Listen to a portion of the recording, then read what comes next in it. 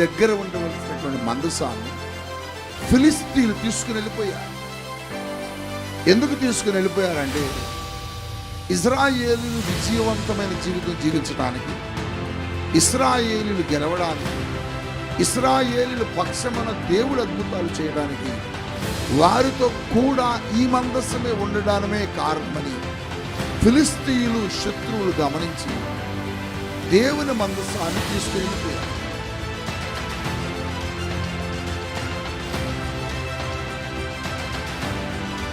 ఇరవై సంవత్సరాలు బయట ఉన్నది మందస్సం. ఆ సమయంలో దేవుని ప్రజలు ఎప్పుడూ కూడా వాటమి చెందుతున్నారు, నష్టపోతున్నారు, కష్టాల పాలైపోయారు. ఫిలిస్తీన్ల చేతికి చిక్కారు, ఫిలిస్తీన్ల చేతిలో ఓడిపోయారు, ఫిలిస్తీన్ల చేతిలో బంధించబడ్డారు.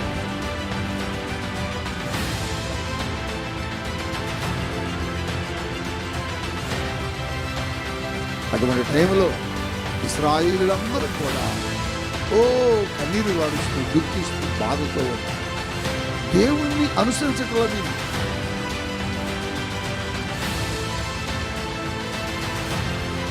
ఇప్పుడు మీ జీవితాల్లో రోగాలు వచ్చినా, శ్రమలు వచ్చినా, ఇరుకులు వచ్చినా, ఇబ్బందులు వచ్చినా ఎందుకు వస్తున్నాయి? దేవుడు ఉంటే రావు. దేవుడు మీ జీవితంలో లేకపోవడాన్ని బట్టే, దేవుని సన్నిధి మీ కుటుంబంలో లేకపోవడాన్ని బట్టి, దేవునికి విరోధమైన మీ జీవితంలో జరగడానికి శత్రువు మీ కుటుంబాలు ఏం చేస్తాడంటే పీడించాడు, బంధించాడు, మిమ్మల్ని నాశనం చేస్తాడు.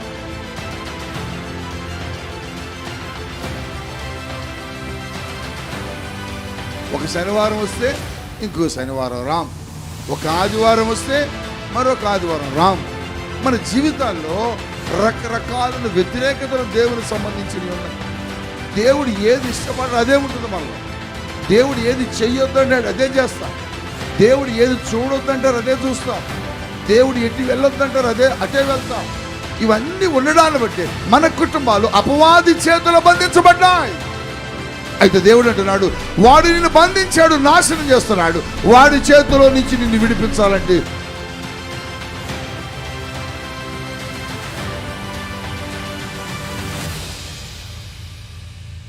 సమూయేలు మొదటి గ్రంథము 7వ అధ్యాయం 1వ వచనం నుండి బైబిల్లో ఏమని వ్రాయబడ్డదో చూడండి. సమూయేలు మొదటి గ్రంథము 7వ అధ్యాయము 1వ వచనం నుండి చదువుకుందాం. అంతటా కిర్యత్యారీము వారు వచ్చి యెహోవా మందసమును తీసుకొని పోయి కొండ యందుండే అబీనాదాబు ఇంట చేర్చి దానిని కాపాడుటకై అతని కుమారుడైన ఎలియాజరును ప్రతిష్ఠించిరి. మందసము కిర్యత్యారీములో నుండిన కాలము 20 సంవత్సరములాయెను. 20 సంవత్సరములాయెను. ఇశ్రాయేలీయులందరూ యెహోవాను అనుసరింప దుఃఖించుచుండగా సమూయేలు ఇశ్రాయేలీయులతో ఇట్లనెను.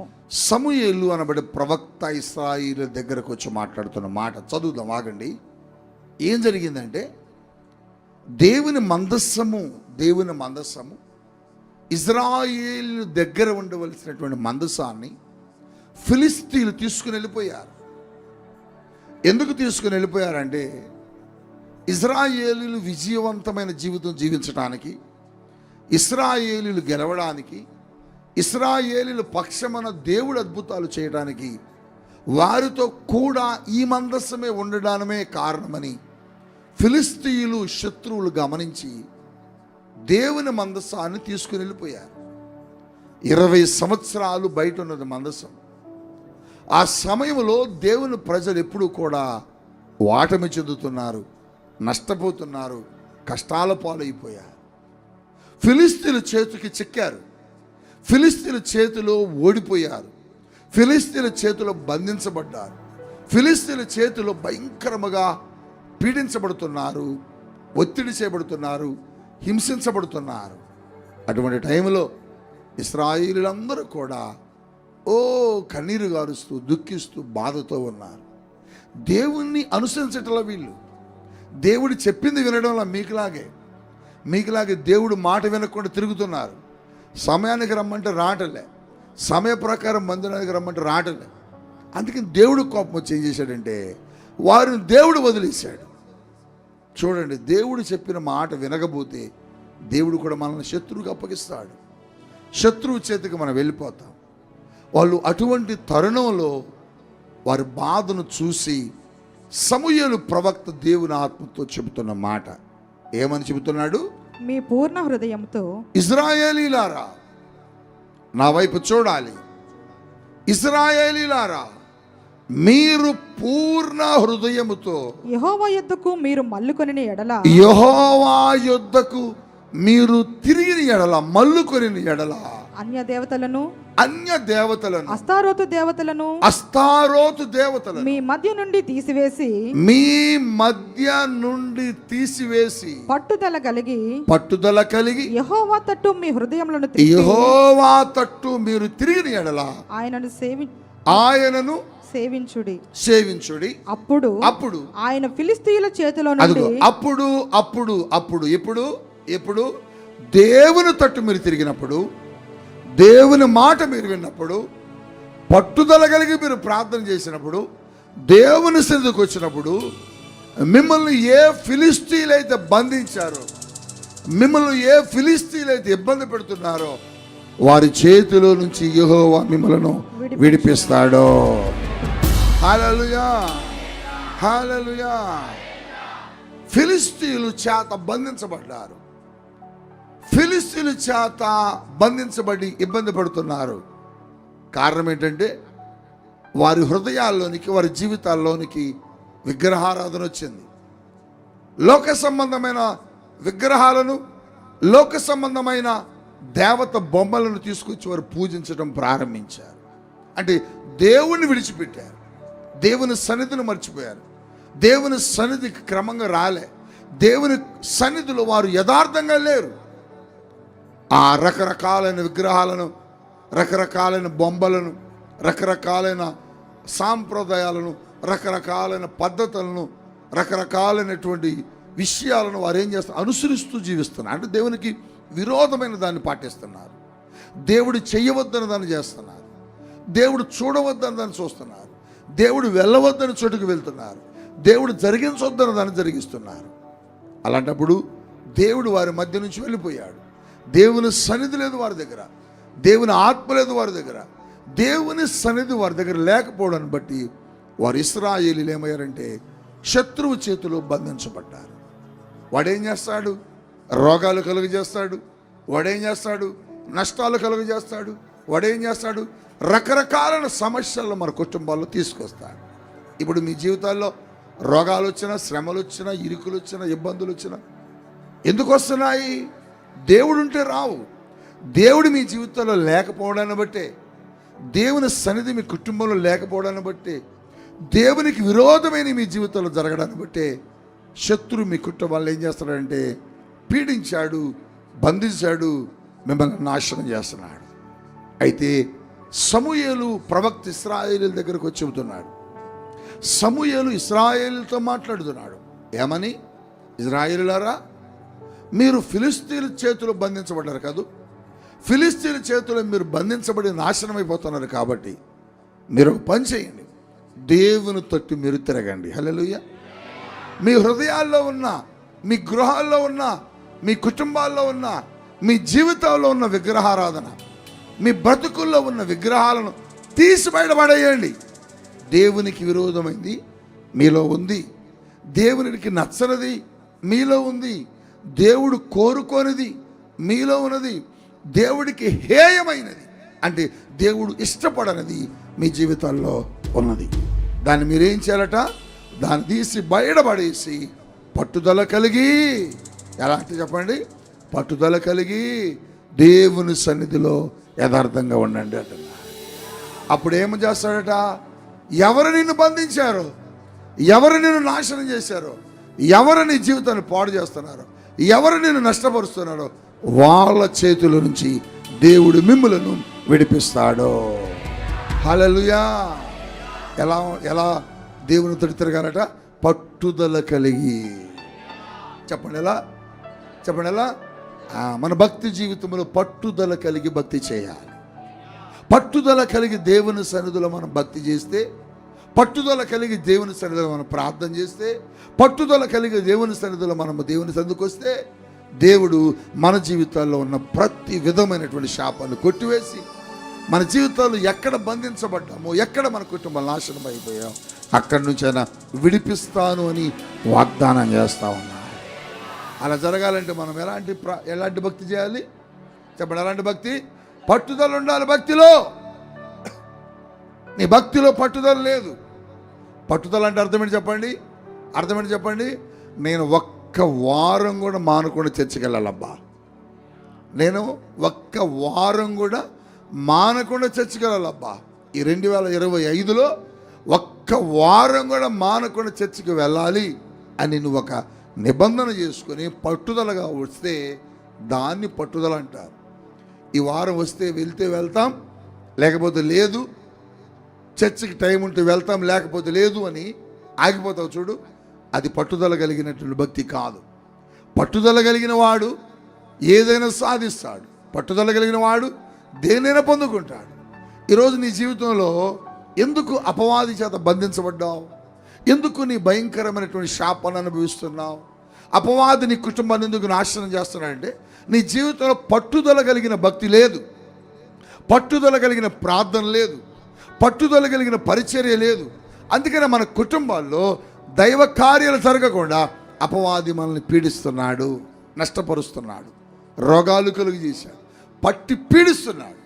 అయితే వాడి నుంచి నువ్వు విడుదల పొందాలంటే, వాడు నిన్ను విడిచిపెట్టి వెళ్ళాలంటే, దేవుడు వాడి నుంచి నీకు విడుదల ఇవ్వాలంటే నువ్వు ఎలాంటి భక్తి చేయాలంటే పట్టుదల కలిగిన భక్తి చేయాలి. హల్లెలూయా. మనం చేస్తున్నామా బిడ్డ? ఒక వారం వస్తే ఒక వారం రాం, ఒక శనివారం వస్తే ఇంకో శనివారం రాం, ఒక ఆదివారం వస్తే మరొక ఆదివారం రాం. మన జీవితాల్లో రకరకాల వ్యతిరేకతలు దేవునికి సంబంధించినవి ఉన్నాయి. దేవుడు ఏది ఇష్టపడ్డా అదే ఉంటుంది మనలో. దేవుడు ఏది చెయ్యొద్దంటాడు అదే చేస్తాం. దేవుడు ఏది చూడొద్దంటారు అదే చూస్తాం. దేవుడు ఎటు వెళ్ళొద్దంటారు అటే వెళ్తాం. ఇవన్నీ ఉండడాన్ని బట్టి మన కుటుంబాలు అపవాది చేతుల్లో బంధించబడ్డాయి. అయితే దేవుడు అంటున్నాడు, వాడు నిన్ను బంధించాడు, నాశనం చేస్తున్నాడు, వాడి చేతిలో నుంచి నిన్ను విడిపించాలంటే నువ్వు పట్టుదల కలిగి దేవుని తట్టు తిరగాల. చెప్పండి, దేవుని తట్టు ఎలా ఉండాలి? పట్టుదల ఉండాలి. నేను అటు చూడనంటే చూడను అనాలి. అక్కడికి నేను వెళ్ళాలంటే వెళ్ళనాలి. వాళ్ళతో నేను ఉండనంటే ఉండనాలి. నేను దేవుని మందిరం 7 గంటలకైతే 6:30కే వెళ్ళాలా. పట్టుదల లేదు నీ ప్రార్థనలో, పట్టుదల లేదు నీ భక్తిలో, పట్టుదల లేదు నీ యొక్క ఆత్మీయ జీవితంలో. అందుకే నువ్వు ఓడిపోతున్నావు, అందుకే నువ్వు సాతానుకు దొరుకుతున్నావు, అందుకని అపవాది నిన్ను పట్టుకుంటున్నాడు, అపవాది నిన్ను మింగేస్తున్నాడు. పట్టుదల ఉంటే వాడి దగ్గరకు రాలేడు. నీ భక్తిలో పట్టుదల లేదు, నీ ప్రార్థనలో పట్టుదల లేదు. చెప్పండి, ఈరోజు 7 గంటలకు లెగాలనుకున్నావు, అనుకుని పడుకున్నావు, 7 గంటలకు లెగలేకపోయావు. లేకపోతే 5 గంటలకు లెగాలనుకున్నావు, అనుకుని పడుకున్నావు, కానీ 5 గంటలు లెగలేకపోయావు. ఈరోజు గంట సేపు ప్రార్థన చేసుకోవాలనుకున్నావు, అనుకున్నావు కానీ గంట సేపు ప్రార్థన చేయలేదు. ఎందుకు ఇలా జరుగుతుందంటే నీ ప్రార్థనలో కానీ, నీ భక్తిలో కానీ, నీ ఆత్మీయ జీవితంలో కానీ నీకేం లేదంటే పట్టుదల లేదా. పట్టుదల ఉండాలి. చదువుకునే వ్యక్తికి పట్టుదల ఉండాలి, ఉద్యోగం చేసే వ్యక్తికి పట్టుదల ఉండాలి, వ్యాపారం చేసే వ్యక్తికి పట్టుదల ఉండాలి, దైవజనుడికి పట్టుదల ఉండాలి, విశ్వాసికి పట్టుదల ఉండాలి. ప్రతి విషయంలో మనం పట్టుదల కలిగి భక్తి చేయాలి, పట్టుదల కలిగి ప్రార్థన చేయాలి, పట్టుదలతో మన ఆత్మీయ జీవితాన్ని కట్టుకోగలగాలి. పట్టుదల లేదు అసలు మనకి. ఉందా మాస్టారు? లేదు. చదువుకునే విద్యార్థికి పట్టుదల ఉండాలండి. పట్టుదల లేకపోతే వాడు పాస్ అవడు. వాడికి ఎలాంటి పట్టుదల ఉండాలి? ఇదిగో మన క్లాసులో పలానా వ్యక్తి బాగా చదువుతాడు రా, ఈసారి వాడి కంటే ఎక్కువ మార్కులు నాకు రావాలి. ఇది పట్టుదల. మన చర్చిలో ఒక ఆత్మీయమైన వ్యక్తిని చూసినప్పుడు ఈ అక్క రోజుకి 3 గంటల సేపు ప్రార్థన చేస్తుంది. ఈవిడ కంటే ఎక్కువసేపు నేను ప్రార్థన చేయాలి. హల్లెలూయా. కానీ మీకు ఒక పట్టుదల ఉంటుంది. ఏంటి ఆ పట్టుదల? చెప్పండి ఏంటి ఆ పట్టుదల? ఆ అక్క మంచి చీర కొన్నది, నేను కూడా ఆమె కంటే మంచి చీర కొనాలి అని.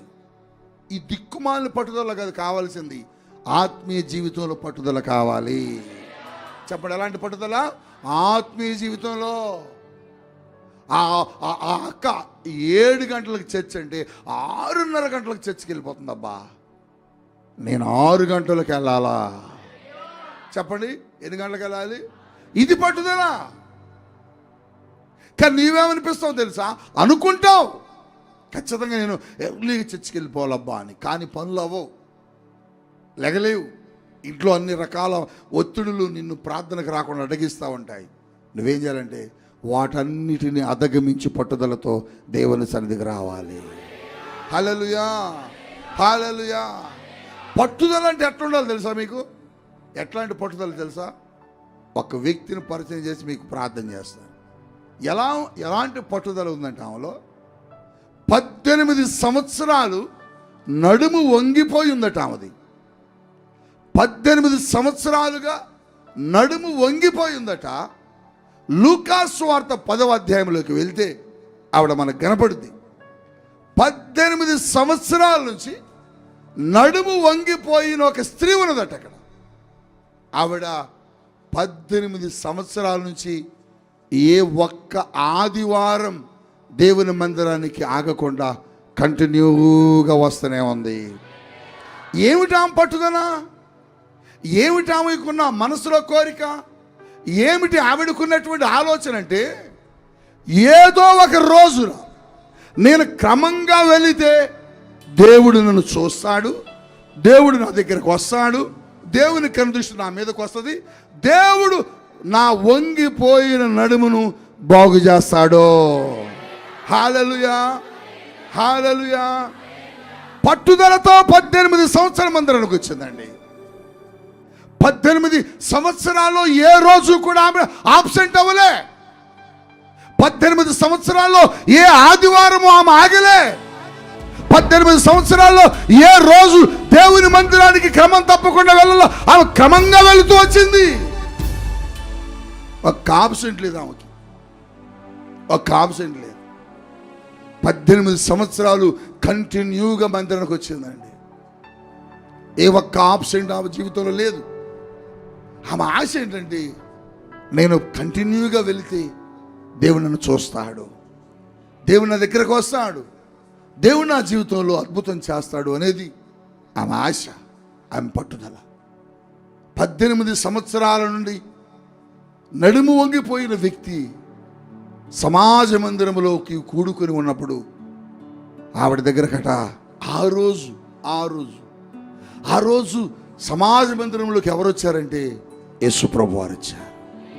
చెప్పండి హల్లెలూయా, హల్లెలూయా. మందిరంలో ఎంతమంది ఉన్నారు? చాలా మంది ఉన్నారు. నా వైపు చూడాలా. మందిరంలో ఎంతమంది ఉన్నారు? ఆనందరాజు ఉన్నాడు, మాస్టర్ ఉన్నారు, ప్రదీప్ ఉన్నాడు, లేకపోతే ఆ ఉమా ఉన్నది, లేకపోతే ఎమీమా, చాలా మంది ఉన్నారు. వాళ్ళు కూడా అనుకుంటున్నారు ప్రభు నన్ను చూడాలి. కానీ ప్రభు ఆ రోజు సమాజ మందిరంలో ఆ నడుము వంగిపోయిన అమ్మాయిని చూస్తున్నారు. హల్లెలూయా, హల్లెలూయా. అరే మమ్మల్ని చూడలేదేంటి వీళ్ళు అనుకుంటున్నారు. మాస్టర్ అనుకుంటున్నారు నన్ను చూడలేదేంటి, నేను ముందు కూర్చున్నాగా అనుకుంటున్నారు. ఉమా అనుకుంటుంది నన్ను చూడలేదంటే నేను ముందు కూర్చున్నగా అనుకుంటున్నది. లేకపోతే అరుణ అనుకుంటుంది నన్ను చూడలేదంటే నేను ముందు లైన్లో ఉన్నానుగా అనుకుంటుంది. మరి ఎక్కడో ఉన్న ఆమెను ఎందుకు చూశాడంటే ఆమె ఏ రోజు ఆబ్సెంట్ అవ్వకుండా మందిరానికి వచ్చింది. హల్లెలూయా, హల్లెలూయా. ఒక పట్టుదల కలిగిన భక్తి చేస్తుంది, ఒక పట్టుదల కలిగిన జీవితం జీవిస్తుంది, ఒక పట్టుదలతో దేవుని మందిరానికి వస్తుంది. ఆమె పట్టుదల ఏంటంటే, ఏదో ఒక రోజు దేవుడు నన్ను చూస్తాడు, ఏదో ఒక రోజు దేవుడు నన్ను చూస్తాడు, ఏదో ఒక రోజున ప్రభు హస్తము నన్ను తాకుద్ది, ఏదో ఒక దినమున ప్రభు కనుచూపు నా మీదకి వచ్చింది అని. ఒకరోజు ఆ పట్టుదల కలిగిన వ్యక్తిని దేవుడు చూశాడు. పట్టుదలతో దేవుని సన్నిధికి వచ్చిన వ్యక్తిని చూశాడు. పట్టుదలతో 18 సంవత్సరాలు ఆగకుండా కంటిన్యూగా వచ్చిందండి. అసలు ఆమె పరిస్థితి గమనిస్తే ఆమె నడుము ఏమైందట? వంగిపోయిందట. నడుము వంగిపోయిందంటే ఇట్లా ఉంది, ఇట్లా ఉందా ప్రదీప్? ఇట్లా ఉంది. ఇట్లా వస్తుంది మందిరానికి ప్రతి రోజు, ఇట్లా వస్తుంది మందిరానికి ప్రతి ఆదివారం. ఎన్ని రోజులు వచ్చింది? నువ్వు చెప్పు, నువ్వు ఎట్లుంటే ఎన్ని రోజులు వస్తావు? ఎటువంటి రోజులు వస్తావు? ఒక వారం వస్తావు, 2 వారం వస్తావు, 3 వారం వస్తావు, 4 వారాలు అంటావు ఆటో దొరకలేదు, రాలేకపోయానంటావు. 5వ వారం అంటావు, అయ్యా నడువు అంతా బాగా పెయిన్ వస్తుంది, రాలేకపోయానయ్యా అంటావు. 1 రోజు, 2 రోజులు, 3 రోజులే వస్తావు. కానీ ఆవిడ 18 సంవత్సరాలు వచ్చిందండి. ఎంత పట్టుదల, ఎంత పట్టుదల! ఆడ పట్టుదలతో దేవుని దగ్గరకు వచ్చింది. ఏదో ఒక రోజు దేవుని తాకపోతాడా? ఏదో ఒక రోజు ఆయన కనుదృష్టి నా మీదకి రాకపోతా? ఏదో ఒక రోజున ఆయన కృప నా మీద, కనికరం నా మీదకి రాకపోద్దా అనుకుంది. ఆ రోజు అటు యేసు ప్రభు వారు సమాజ మందిరంలోకి వచ్చారట. ఆ రోజు యేసు ప్రభు ఎందుకు ఆ సమాజ మందిరంలోకి వెళ్ళారు? వెళితే మందిరంలో చాలా మంది ఉన్నారు, మందిరంలో అనేక మంది ఉన్నారు. అందరూ యేసు ప్రభునే చూస్తున్నారు, కానీ యేసు ప్రభు ఆమెను చూస్తున్నాడు. హల్లెలూయా, హల్లెలూయా. అసలు నడువంగిపోయింది కదా, ఎట్ట కూర్చుందంట? నడువంగిపోయిన వాళ్ళు కూర్చోగలరా? చైర్లు ఉన్నాయి అప్పుడు, చర్చిలో చైర్లు లేవు. మరి ఎట్ట కూర్చుంది? అట్టే ఉంది. మందిరంలో కూడా ఎట్టుంది? ఎట్టే ఉందండి. బా, దేవుడు చూశాడు. 18 సంవత్సరాల నుంచి ఆగకుండా వస్తున్న వ్యక్తి, 18 సంవత్సరాల నుంచి మందిరానికి ఆబ్సెంట్ అవ్వకుండా వస్తున్న వ్యక్తిని చూశాడు. ఆమెను చూచి బైబిల్లో స్పష్టంగా రాయబడ్డది. లూకా సువార్త 10వ అధ్యాయంలో 17 వచనం అనుకుంటా, చూడండి ఆ మాట. చదువు బిడ్డ. 13వ అధ్యాయం 10వ వచనం చదువు. లూకా సువార్త 13వ అధ్యాయం 10వ వచనం నుండి ఉంటుంది. విశ్రాంతి దినమున ఆయన ఒక సమాజ మందిరంలో బోధించుచున్నప్పుడు 18 ఏండ్ల నుంచి బలహీనపరచు దయ్యం పట్టిన ఒక స్త్రీ అచ్చట ఉండెను. బలహీనపరచు దయ్యం అట.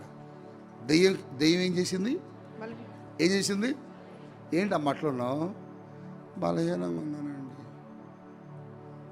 ఎవరు వచ్చారు మీ ఇంట్లోకి? ఎవడాడు? మీరు చెప్పట్లా? ఏంటా నీరసంగా ఉన్నావేంటి? బలహీనంగా అంటే ఏంటోనండి, చాలా బలహీనంగా ఉంటుంది. బలహీనపరిచేది ఎవరు చెప్పండి? వాడింట్లో, మీ ఇంట్లో ఉంటే వాడు బలహీనపరచక ఏం చేస్తాడు? ఇందాక ఎవరో ఒక అమ్మాయి సాక్ష్యం చెప్పింది. ఎవరట?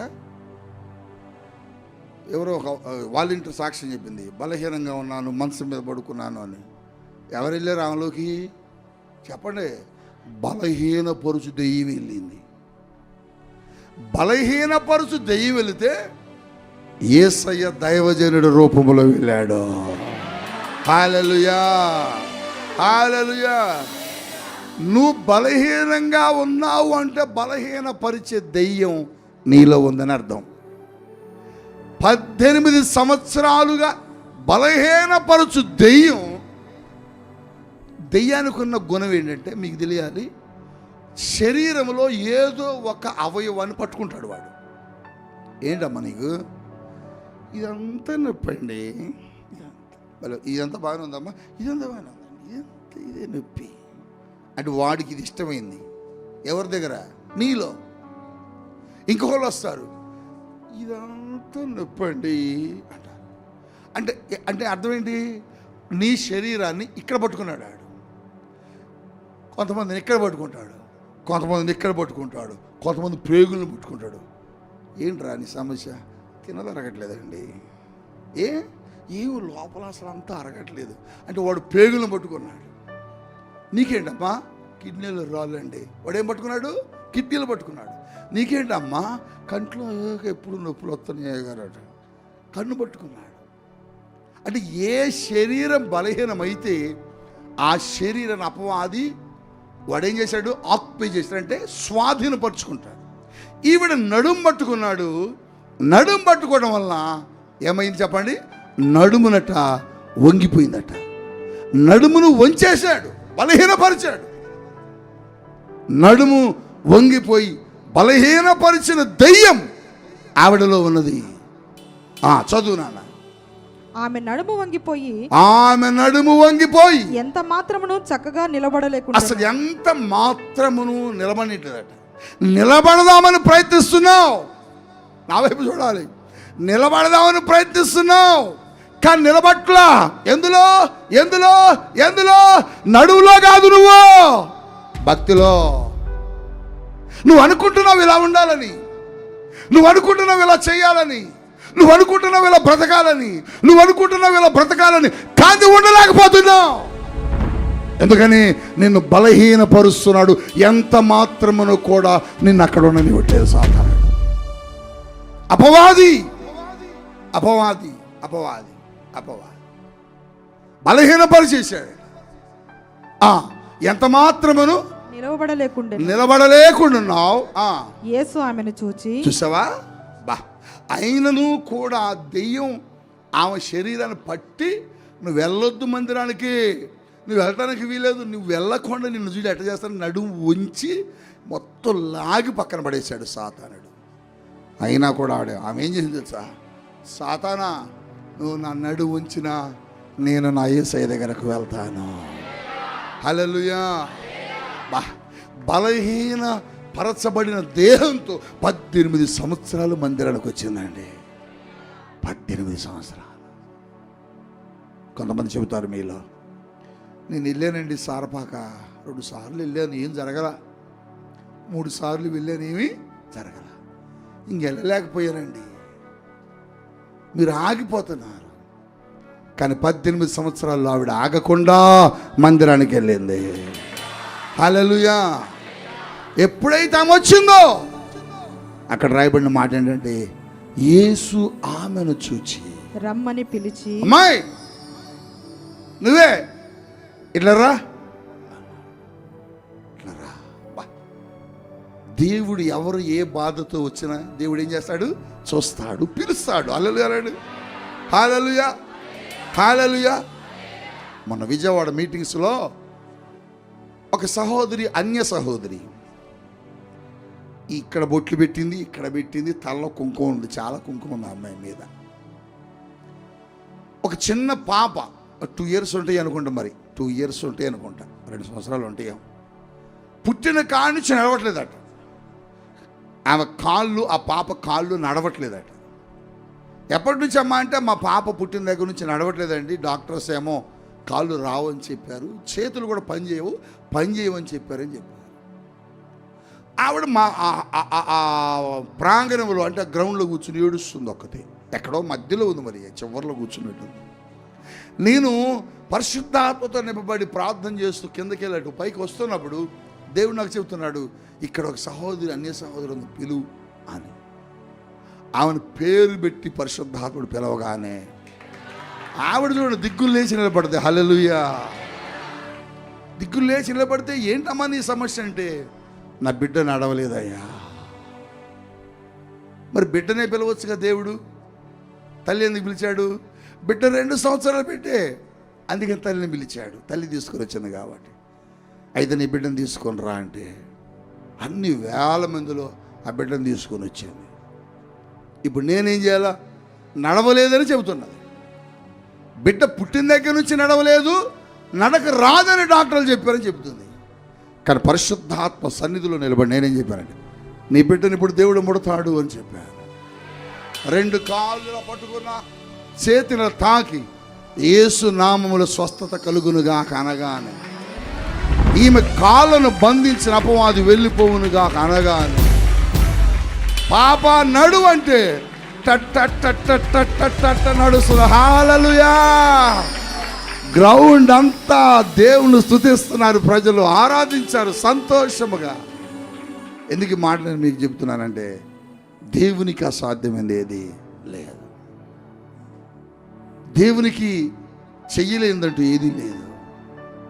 ఆవిడ ఒక విశ్వాసంతో వచ్చింది, ఆవిడ ఒక నమ్మకంతో వచ్చింది. ఒక అన్య స్త్రీ, ఇలా ఒక పెద్ద ముసలమ్మ వచ్చి, అయ్యా ఈమె నేనే తీసుకొచ్చానయ్యా అనుకుంటూ వచ్చింది. ఎట్లా తీసుకొచ్చామంటే అంటుంది, మీ ద్వారా దేవుడు అద్భుతం చేస్తాడని నేను చూశానయ్యా, యూట్యూబ్లో చాలామంది సాక్ష్యాలు విన్నాను, అందుకని ఈ పిల్ల కూడా నడుస్తుందని తీసుకొచ్చాను. అమ్మకి చెప్పాను, ఆ అమ్మాయికి చెప్పాను, ఆ బిడ్డ నమ్మి తీసుకొచ్చింది అయ్యా. చూసావా, వారి నమ్మకము దేవుడు అద్భుతం చేశాడు. హల్లెలూయా.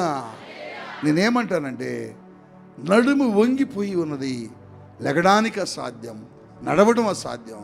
కానీ యేసయ్య ఆమెను చూచి ఆమెను పిలుస్తున్నాడు. ఆమెను పిలుస్తున్నాడు. సభలో 3 దినాల మీటింగ్స్లో ఎంతమందిని దేవుడు పిలిచాడండి, ఎంతమందిని దేవుడు తాకాడండి, ఎంతమందిని దేవుడు బాగు చేశాడండి. ఫస్ట్ డే ఒక పోలీస్ అధికారిని దేవుడు పిలిచాడు. ఆయన పోలీస్ అధికారి 2 కిడ్నీలు ఫెయిల్ అయిపోయి క్యాన్సర్ వచ్చి భయంకరమైన బలహీనతతో వచ్చాడు. ఆయన ఫస్ట్ లైన్లో ఉన్నాడు, లోపల వేసిన గ్యాలరీలో. అసలు ఆయన ఎవరో కూడా నాకు తెలియదు. కానీ దేవుడు చెప్తున్నాడు, ఆయన పిలువు అని. ఆయన పేరు నాకు చెప్పినప్పుడు, ఆయన పేరు పెట్టి పిలిస్తే ఆయన ఫస్ట్ లైన్ టక్మని లేచి నిలబడ్డాడు. ఆ తర్వాత ఆయన పూర్తి పేరుతో సహా పరిశుద్ధాత్మ దేవుడు నాకు చెప్పినప్పుడు, నీ పూర్తి పేరు ఇది కదా అన్నప్పుడు అవునన్నాడు. మీరు పలానా ఉద్యోగం చేస్తున్నారు కదా అంటే అవునయ్యా అన్నాడు. దేవుడు తన తాకాడు. ఆయన అంటున్నాడు, ఒక మంచి సాక్ష్యం ఇచ్చాడు. నేను చాలామందిని చూస్తున్నాను, అనేక మంది ఈ స్వస్థతల గురించి రకరకాలుగా మాట్లాడుతున్నారు. కానీ ఈరోజు నేను హృదయపూర్తిగా ఈ సభలో ఆ స్పర్శ, ఆ శక్తిని నేను అనుభవించాను అన్నాడు. ఆయన చెప్పిన సాక్ష్యం ఏంటంటే, ఈ పడేస్తున్నారు, టచ్ అనగానే పడిపోతున్నారు, మరి ఇది నిజమా కాదా అని ఆయనకు కూడా ఒక సందేహం ఉండేదట. ప్రజలందరూ అనుకుంటుంటే ఆశ్చర్యమైన పాస్టర్గా నన్ను ముట్టుకోలేదు. కానీ ఆయన టచ్ అనగానే దేవుని శక్తి నన్ను తాకింది, నేను పడిపోయాను.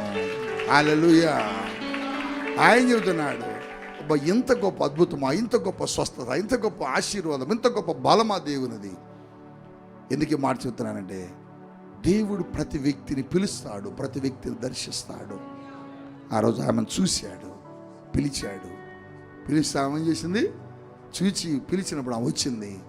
ఆమె మీద ఉన్న ఆమె నడుము వంగిపోవడం దేన్ని బట్టి వంగిపోయిందో ప్రభు చూశాడు.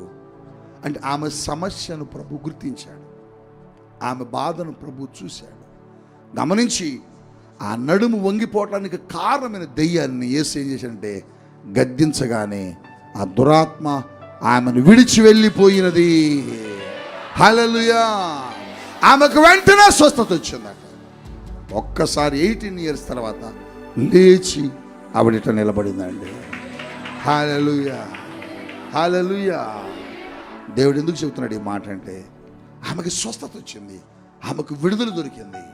కారణం, ఆమె పట్టుదల కలిగిన ప్రార్థన చేసింది, పట్టుదల కలిగిన భక్తి చేసింది. ఇదే మాట ఇశ్రాయేలీయులకు సమూయేలు చెబుతున్నాడు. ఇశ్రాయేలీయులారా, మీరు కొద్ది రోజులు దేవునితో ఉంటున్నారు, కొద్ది రోజులు లోకంలో ఉంటున్నారు, కొద్ది రోజులు దేవుని సన్నిధిలో గడుపుతున్నారు, కొద్ది రోజులు లోకానుసారమైన జీవితాన్ని అనుభవిస్తున్నారు. అందుకని మీరు ఫిలిస్తీన్ల చేతి చిక్కారు, ఫిలిస్తీన్ల చేతులు బంధించబడ్డారు. ఆ ఫిలిస్తీన్ల చేతిలో ఏ చేతులను బంధించబడ్డావో ఆ చేతుల నుంచి బయటికి రావాలంటే పట్టుదల కలిగి మీరు దేవుని సన్నిధిలో వెతకండి, ప్రార్థన చేయండి అన్నప్పుడు ఇశ్రాయేలీయులందరూ పట్టుదలతో దేవుని సన్నిధికి వచ్చి ప్రార్థన చేసినప్పుడట శత్రువులైన ఆ యొక్క ఫిలిస్తీన్ల దేవుడు తారుమారు చేశాడు, ఓటమి పాలయ్యేలా చేశాడు, పారిపోయేలా చేశాడు, ఇశ్రాయేలు గెలిచేలా దేవుడు చేశాడు.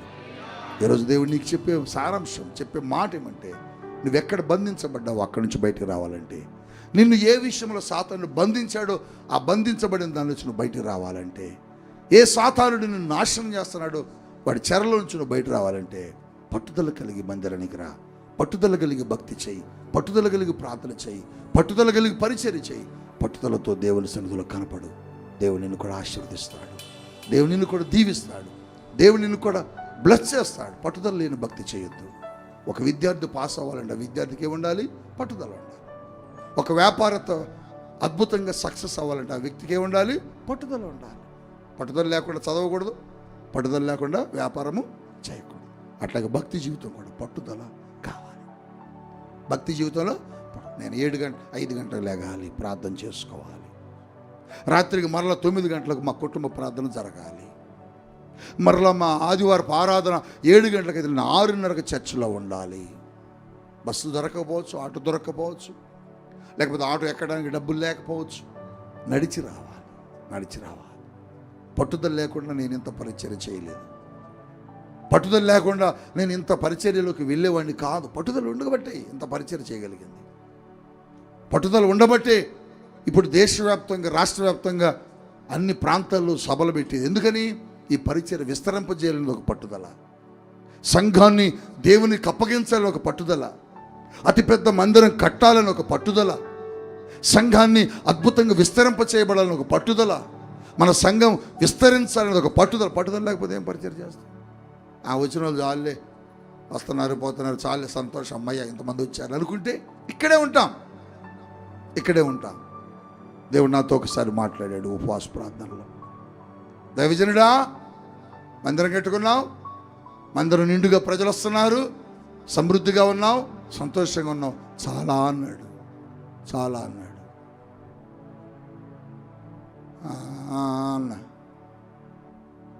అన్న కాదు కరెక్ట్గా చెప్పాలి నాకు అన్నాడు. అన్న కాదు కరెక్ట్గా చెప్పాలి నువ్వు అన్నాడు. ప్రభువా చాలా అంటే మరి నువ్వు ఇచ్చినావు కదా అన్నా. అప్పుడు దేవుడు అన్నాడు, నీవు రోజుకి 1000 ఆత్మలు సంపాదించి అభిషేకం నీ మీద ఉన్నప్పుడు 10 ఆత్మలనే సంపాదించావనుకో, నువ్వు 990 ఆత్మలు కోల్పోయినట్లు లెక్కే అన్నాడు. అంటే నేను ఎక్కువ పరిచర్య అభిషేకం నా మీద ఉన్నప్పుడు, నేను తక్కువ పరిచర్య చేసి అక్కడ కూర్చుంటే మిగిలిన పరిచర్య అంతా నేను కోల్పోయినట్టు దేవుడు చెప్పాడు. అప్పుడు అనిపించింది, అరే నేను రోజుకి ఇన్ని ఆత్మలు సంపాదించే అభిషేకం నా మీద ఉంది కదా, రోజుకి ఇంతమందికి సువార్త చెప్పే అభిషేకం నా మీద ఉంది కదా, కనుక నేను ఈ 400, ఈ 200, ఈ 300, ఈ 500, ఈ 1000 మందితో కాదు, నేను ఎక్కువ ఆత్మలు సంపాదించాలి అని బయలుదేరాను. హల్లెలూయా. అందుకనే అనేక స్థలాలు ఇవాళ వేల లక్షల ఆత్మల్ని ప్రభువుకి మనం అప్పచెప్పగలుగుతున్నాం. ఒక వ్యాపారవేత్త 2, 3, 4 వ్యాపారాలు చేయగలిగే శక్తి ఉన్నప్పుడు, ఈరోజు ఒక్కొక్క వ్యాపారవేత్త 2, 3 వ్యాపారాలు చేస్తున్నాడు, ఒక్క చోట చేయటలే. ఒక్క వ్యక్తి చూడండి, 3, 4 వ్యాపారాలు ఉంటాయి వాడికి. 3, 4 వ్యాపారాల్లో 3, 4 మంది మనుషులను పెట్టుకుని వ్యాపారం చేస్తున్నాడు. ఎందుకని? వాడు 3, 4 షాపులు కూడా చూడగలిగే శక్తి వాడికి ఉంది కాబట్టి చేశాడు. అదే అంత నాలెడ్జ్ ఉండి కూడా ఒక షాపులోనే కూర్చున్నాడు అనుకోడు, వ్యాపారం అభివృద్ధి చెందుద్దా? చెందదు. పరిచర్య కూడా అంతే. అనేక మందిని రక్షించే అభిషేకం మన మీద ఉన్నప్పుడు, అనేక ఆత్మలు ప్రభు దగ్గర తీసుకొచ్చే అభిషేకం మన మీద ఉన్నప్పుడు, ఒక్క సారపాకలో మీ దగ్గర కూర్చుంటే నా పరిచర్య విస్తరించడం కష్టమైంది. అందుకని మేమేం చేసామంటే, దేవుడు నాతో చెప్పాడు, నేను కదుపుతున్నప్పుడు నువ్వు కదలాలా అన్నాడు. హల్లెలూయా. నన్ను కదిపాడు, నన్ను రేపాడు ఆయన నన్ను రేపినప్పుడు నేనేమవ్వాలంటే కదల్చబడి ఆయన కొరకు పరిగెత్తాలా. హల్లెలూయా. ఎప్పుడైతే మనం కదులుతామో, నేను ఎప్పుడు అనేవాడిని, ఆయా ప్రాంతాల్లో పరిచర్య పెట్టాలి, జరిగించాలి అంటే ఎవరు లేరబ్బా, ఇక్కడంటే మన పిల్లలు ఉంటారు, బయటికి వెళ్తే ఎవరు వస్తారని నేను మమ్మీతో అనేవాడిని. మమ్మీ నాతో ఎప్పుడు చెప్పేవాళ్ళు, ఏమనేవాళ్ళు తెలుసా, మనం ఎక్కడ కూర్చుంటే ఎవరు వస్తారు, మనం వెళ్తే వస్తారనేవాళ్ళు. నేననేవాడిని, అసలు మనం ఏం వెళ్తాం, ఎలా వెళ్తాం, వెళ్ళడానికి అవకాశం ఏది, వెళ్ళడానికి అవకాశం లేదుగా అంటుండేవాడిని. లేదు మనకు దేవుడు అవకాశం ఇచ్చాడు, అవకాశం వెళ్ళిపోదాం, వెళ్ళాలి, వెళితే దొరుకుతారని.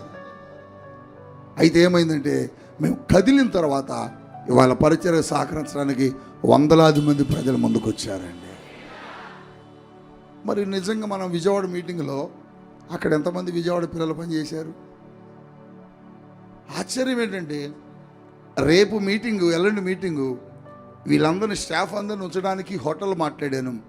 హోటల్ 50,000 పైన అయింది నాకు. 50,000 ఓన్లీ హోటల్. మరలా వాళ్ళకి భోజనం వస్తే అది ఒక 50,000 అయిందంటే ఓన్లీ వాలంటీర్స్ ఖర్చు ₹1,00,000 అవుతుంది నాకు. మళ్ళీ ఇక్కడి నుంచి ట్రాన్స్పోర్ట్, ఇవన్నీ 1,00,000 దాటిపోతుంది. అరే ఎట్లా ప్రభువా అని మేము ప్రార్థన చేస్తుంటే, ఇంక మనం రేపు ఆదివారం ఆరాధన ముగించుకొని మీటింగ్కి వెళ్తామనగా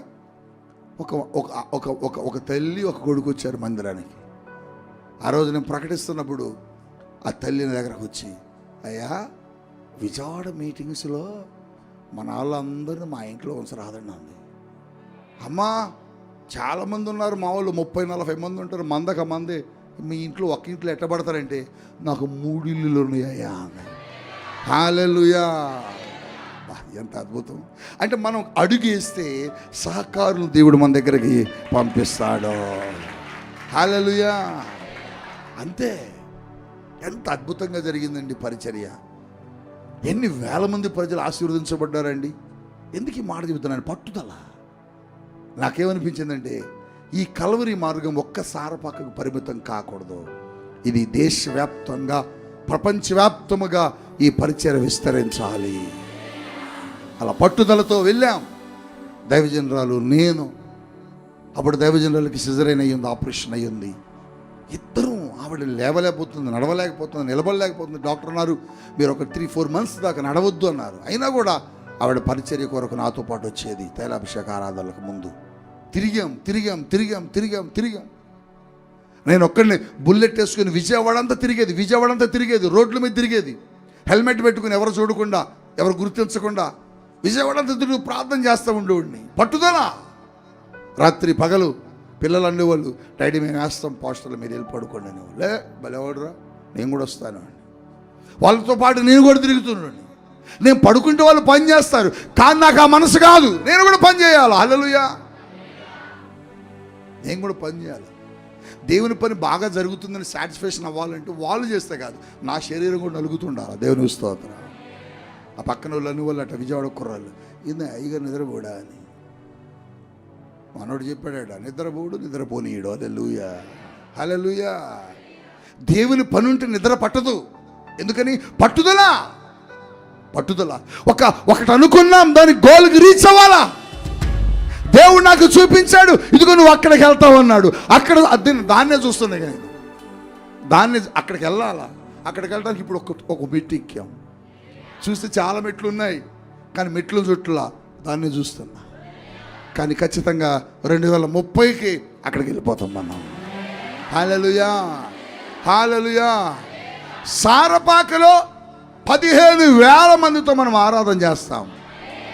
విజయవాడలో 1,00,000 మందితో మనం ఆరాధన చేస్తాం. దేవుడు నాకు చెప్పాడు, నీ దర్శనం అది, నీ గమ్యం అది, నీ గోల్ అది, నీకున్నటువంటి పరిచర్య అది, ఈ నలుగురు కాదు. నేను వాళ్ళని చూస్తున్నా, రాబోయే జనాంగాన్ని చూస్తున్నా, కట్టబోయే మందిరాన్ని చూస్తున్నా, విజయవాడలో కట్టబోయే మందిరాన్ని చూస్తున్నా, విజయవాడలో రాబోయే మందిరాన్ని చూస్తున్నా.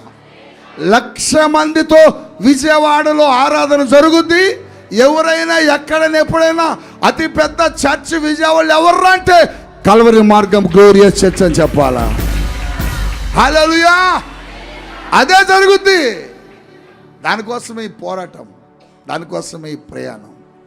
పట్టుదల. నిద్రపోడు. నేను డబ్బుతో మనకు పని లేదు, పట్టుదల ఉంటే అన్నీ వచ్చేస్తాయి. హల్లెలూయా చెప్పండి. భక్తి జీవితంలో కూడా పట్టుదల కావాలి. ఆఫ్టర్ ఆల్ ఒక వ్యాపారవేత్త ఈ మధ్య దీన్ని ఏమంటారు, సెలూన్ షాపుకి నేను వెళ్తే, సార్ మా 3 షాపులు సార్ అంటున్నాడు. నాకు సిగ్గు అనిపించింది. సెలూనోడు నువ్వు 3 షాపులు పెడితే నేను ఎన్ని బ్రాంచులు పెట్టాలరా పరిచర్య అనుకున్నా. ఎన్ని బ్రాంచులు పెట్టాలో మనం చెప్పండి, ఎంతమంది సేవకులు తయారు చేయాలో మనం చెప్పండి. వీళ్ళందరూ అక్కడ కూర్చోవటం కాదు, రేపు ఇలాంటి స్థలాల్లో నిలబడి దేవుని వాక్యం చెప్పాలి. దేవుని సోదరు చెప్పండి. మనం ప్రభు మహిమలోకి వెళ్ళినా ఇలాంటి వారు మన వెనక, మన తరాలు ప్రజలు సేవకులు లేపబడాలా. హల్లెలూయా. అది నా కోరిక, అది నా పట్టుదల, అది నాకున్నటువంటి ఆశయం, అది నాకున్నటువంటి దర్శనం. అనేక మంది సేవకుల్ని కల్వరి మార్గం గ్లోరియస్ పరిచయం నుంచి నేను పంపాలా. అనేక మంది సేవకులు లేగాలి, అనేక మంది విశ్వాసులు రావాలా. మరి రావాలంటే మనం కూడా పట్టుదల కలిగి ప్రార్థన చేయాలి, పట్టుదల కలిగి పరిచర్య చేయాలి. మీరు అనుకోవచ్చు, ఎందుకు డాడీ ఓకే అటు ఇటు తిరుగుతారు పరిచర్య అంటే నాకు ఒక గమ్యం ఉంది, అక్కడికి చేరాలి. మీ ఒక్కరు కాదు, ఇక్కడ ఉన్నటువంటి 100,000 మంది కాదు, 1,00,000 మంది ప్రజలను దేవుడికి నేను ఇవ్వాలి. ఇక్కడ పెద్ద మందిరం కట్టాలి. దేవుడు చెప్పాడు, పెద్ద మందిరం, విశాలమైన మందిరం. చందు ఒకరోజు దర్శనం వచ్చింది డాడీ నాకు. ఏంటంటే మనం పెద్ద మందిరాలు కడుతున్నాం, కొత్త కొత్త మందిరాలు. అక్కడ జనం ఎట్లా ఉన్నారట? ఓ విస్తారంగా ఉన్నారట. శారమ్మ గారికి ఒకసారి దర్శనం వచ్చిందట, పెద్ద మందిరంలో విస్తారమైన జనం. అది చాలామందికి వచ్చింది. ఎందుకు వచ్చింది వాళ్ళకి? మిగిలిన ఎందుకు రాలేదంటే వాళ్ళు పరిచయం గురించి ఆలోచించారు కాబట్టి వాళ్ళకి వచ్చింది. హల్లెలూయా. మరి మీకెందుకు రాలేదండి? మీరు ఆలోచించట్లా. ఆలోచిస్తే దేవుడు మన దర్శనాన్ని, మన ప్రత్యక్షం దేవుడు చూపిస్తాడు. ఈ దినం పరిశుద్ధాత్మడు చెబుతున్నాడు, పట్టుదల కలిగి ఇశ్రాయేలు తిరిగారు. దేవుడు శత్రువుని అణిచివేశాడు, అద్భుతమైన విజయాన్ని ఇశ్రాయేలుకి ఇచ్చాడు. పట్టుదల కలిగి ఆ నడుము వంగిపోయిన సహోదరి ఆబ్సెంట్ అవ్వకుండా మందిరానికి వచ్చింది, అద్భుతం పొందుకుంది. నీ జీవితంలో దేవుడు అద్భుతం చేయాలని ఆశపడుతున్నావా? పట్టుదల కలిగి భక్తి చేయి, పట్టుదల కలిగి ప్రార్థన చేయి, పట్టుదల కలిగి దేవుని సన్నిధిలో గోజాడు. కార్యం జరిగే వరకు లేకొద్దు, అద్భుతం జరిగే వరకు లేకొద్దు. ఆయన కాళ్ళు పట్టుకున్నాడు, కాళ్ళు గట్టిగా పట్టుకున్నాడు.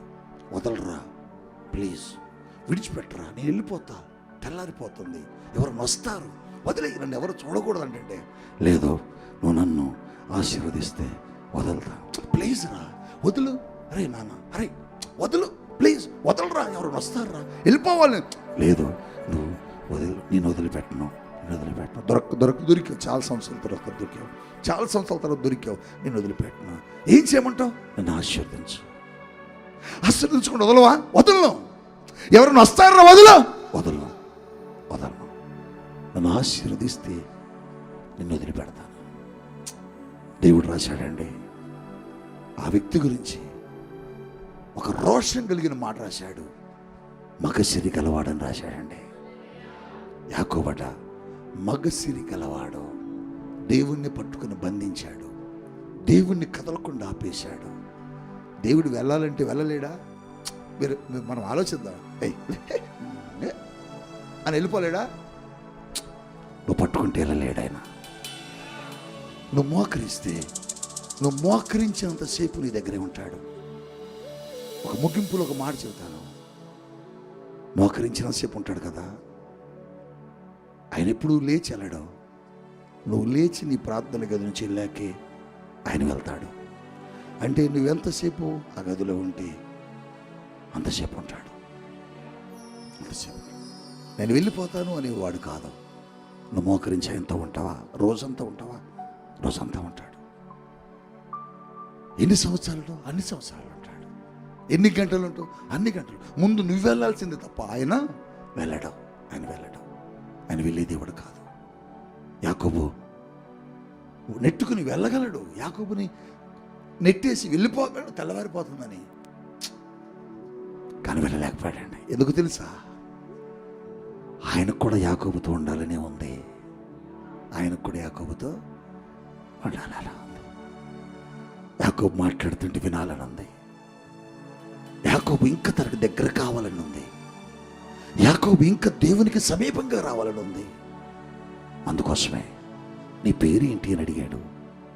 అప్పుడు చెబుతున్నాడు యాకోబు, నా పేరు యాకోబయ్యా, నేను మోసగాన్నయ్యా, నేను మోసం చేసిన మనిషినయ్యా, నేను అనేకులు మోసం చేశానయ్యా, నా అన్నను మోసం చేశాను, తండ్రిని మోసం చేశాను, మోసకన్నాను. కానీ యాకోబును మార్చాడు. ఇజ్రాయేలుగా నువ్వు వెళ్ళు అన్నాడు. ఇశ్రాయేలుగా యాకోబును దీవించాడు. ఆశ్చర్యం ఏంటంటే ఆయన దీవించాలని వచ్చాడు, దీవించే వరకు దేవుడే ఆయన దగ్గర నుంచి వెళ్ళలేదు. నిన్ను కూడా దీవించాలని వచ్చాడు. నిన్ను దీవించే వరకు నువ్వు వెళ్ళటం కాదు, ఆయన వెళ్ళడం. ఆయనే నిన్ను దీవించాలని, నిన్ను ఆశీర్వదించాలని, నీ కుటుంబాన్ని బలపరచాలని, నీ కుటుంబంలో గొప్ప కార్యాలు చేయాలని దేవుడి దిగొచ్చాడు. నీకోసం నా కోసం మరణించాడు, నీకోసం నా కోసం సిలువలో ప్రాణం పెట్టాడు, నీకోసం నా కోసం తన రక్తాన్ని కార్చాడు. ఆశ్చర్యం ఏంటంటే ముందు మన గదిలో ప్రార్థన స్థలం నుంచి మనం లెగిస్తాం, కానీ ఆయన కదలడం, ఆయన కదలడం. నువ్వు రోజంతా ఉంటావా? రోజంతా ఉంటాడు. ఎప్పటి వరకు ఉంటాడు తెలుసా? నువ్వు సంపూర్ణంగా మారే వరకు, నువ్వు సంపూర్ణంగా రక్షించబడే వరకు. జక్కయ్యా, నీ ఇంట్లోకి నేను రావాలనుకుంటున్నానయ్యా. అలాగా ప్రభువా, నా ఇంట్లో సామాన్లు చాలా ఉన్నాయి, దొంగిలించినవి చాలా ఉన్నాయి, అవన్నీ బయటపడేస్తా ఆగు ప్రభు అని బయటపడేసి ఊరి వారందరినీ పిలిచి వాళ్ళందరికీ డబ్బులు ఇచ్చే వరకు జక్కీ కోసం యేసయ్య ఎక్కడ ఉన్నాడు, నీ కోసం కూడా ఉన్నాడు. నేను దీవించడానికి, నిన్ను ఆశీర్వదించడానికి ఆయన ఉన్నాడు. ఆయన నీ కోసం ఉన్నాడు, కానీ పట్టుదలగా నువ్వు మాత్రం లేవు. ఆయనకు ఒక పట్టుదల ఉంది. ఏమిటా పట్టుదల? నిన్ను దీవించాలని, నిన్ను ఆశీర్వదించాలని, నిన్ను రక్షించాలని. అవును అవును. ఒక భక్తుడు ఒక మాట మాట్లాడుతున్నాడు. ఆ మాట మాట్లాడుతున్నప్పుడు నాతో పరిశుద్ధాత్మ దేవుడు ఆశ్చర్యమైన ఆలోచన కలిగిస్తున్నాడు. ప్రభువా, నీ చెయ్యి నేను పట్టుకుంటే నేను ఏదో ఒక సమయంలో వదిలేస్తాను. కాదు కాదు, నా చెయ్యి నువ్వు పట్టుకో, నా చెయ్యి పట్టుకో. ఎందుకు?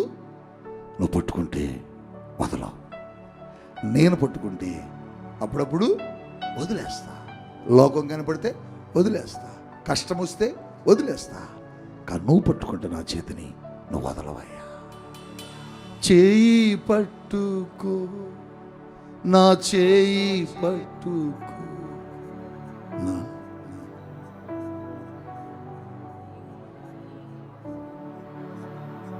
చేయి పట్టుకో, చేయి పట్టుకో, నా చేయి పట్టుకో. నీ జారిపోకుండా, నీ పడిపోకుండా నా చేయి పట్టుకో. అవును, ఆయన మన చేయి పట్టుకుంటే మనం వెళ్తాం, అద్భుతాలు సాధిస్తాం, విజయాన్ని పొందుకుంటాం.